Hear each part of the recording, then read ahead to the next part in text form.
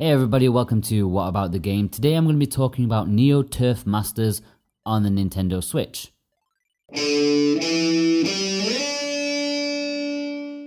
The fondest memory I've had with golf in my life, which there are very few, were usually laying on the sofa on a Sunday playing Pokemon while the highlights were on the TV in the background.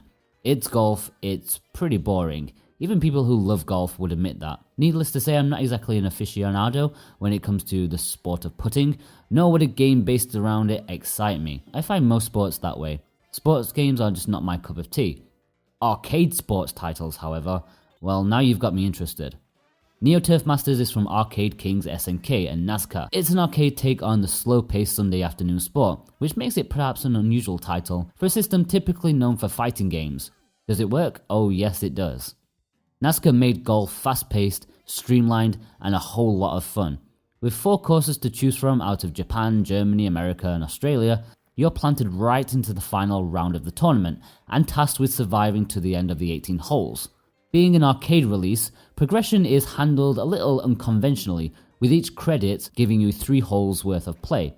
If you want to survive, you need to score a birdie, which is 1 under par for the hole, to give you an extra go. 3 pars in a row isn't good enough. Likewise, score a humiliating bogey and that will take an extra go away from you. Compared to more modern sports titles, player aids are kept to a minimum, which leaves a bit of guesswork on the player's part, which is fair enough, and the game is simplistic enough for it not to matter so much. Hitting the ball is as easy as can be. You first have your power meter, which you have to time your button press right. Obviously at the start of the hole you'll want it at 100%.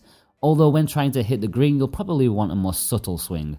The second and final input is the angle of the shot. You'll want to hit it high or low. Again, it's a timing based meter and that's easy to get a grip on. All in all, it's a very simple game, but there is depth to it. The only other type of gameplay is putting, which is relatively simple. Again, it's a power meter that needs to be timed. This time the game is generous enough to show you the ideal power needed, although if you need to putt uphill slightly, then it may not be enough. There are 6 different male golfers to choose from who are from around the world, and they all have different stats. You can have the all-round American or maybe the full-power Brazilian who doesn't know the word subtle. Surprisingly, they do play very differently from each other, and it does add some variation to the game. In the normal game, there are only 2 different game modes. There's stroke play, which is for either 1 or 2 players, and the second is match play, a 2-player exclusive mode. Stroke play is probably what you'll play the most. You enter the final day of the tournament and do your best. Match play is just 2 players competing against each other. Outside of the natural game, Hamster have added 2 more modes, one of which is high score mode, which you compete for high scores on just 1 credit. The second is Caravan mode, which gives you 5 minutes to get the highest score possible, although since this is golf, you'll want the lowest score. This edition doesn't quite work so well with Neo Turf Masters, as it's very difficult to rack up any kind of score in just 5 minutes. Again, like Metal Slug 3, I found it difficult to understand the leaderboards, considering even when I did get a score worthy of being there, it just didn't turn up. Maybe I'm missing something. Graphically, Neo Turf Masters would have been mesmerizing at the time thanks to its huge, colourful sprites and animation frames. It's still glorious to behold even to this day. It's definitely a looker for its time. The sound department may divide opinions, however. The music is a little on the cheesy side, but a nice twangy bass and the occasional saxophone make it enjoyable for me personally. Others may see it as a jazzed up elevator music, and I wouldn't argue against that, but I like its cheesiness. With only 4 main music tracks, however, it can get a little repetitive after a while. The sound effects may cause the biggest annoyance for gamers, mainly the digitized voices. The female announcer is almost incomprehensible, and while there's one guy doing the same voices for all 6 of the golfers, it's not the best aspect of the game. Like all of the Arcade Archive series, Hamster give you the option of playing the Japanese original or the international version.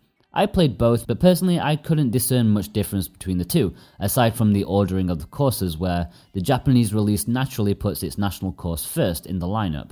With the vast array of options presented in this Arcade Archives is the ability to change the difficulty. The default is set to level 4, which, considering as an arcade game, is designed to suck the money out of your pockets. Saying that, Neo Turf Masters seems to be one of the fairer Neo Geo games out there, once you've gotten used to the mechanics of the game. but I still feel that lowering the difficulty to a level or two below allows the game to be much more enjoyable. Overall, Neo Turf Masters is an excellent download option for arcade fans, even if you're not particularly fond of the sport. It still looks great and plays just as well as it ever did. Hamster have included plenty of options to create your experience to suit your enjoyment needs. Okay guys, if you've enjoyed this video then be sure to like and subscribe, that will help me out a lot. You can read the full review of Neo Turf Masters at whataboutthegame.com, and you can follow me on Facebook and Twitter if you want to. All the links are below. Thanks guys, bye bye.